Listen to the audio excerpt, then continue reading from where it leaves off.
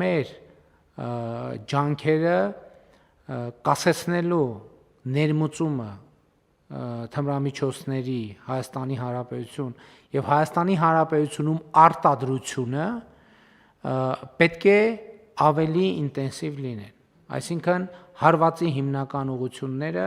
պետք է ուղղված լինեն արտադրությանը եւ ներմուծմանը, որովհետեւ հա շատ լավ, վաճառողին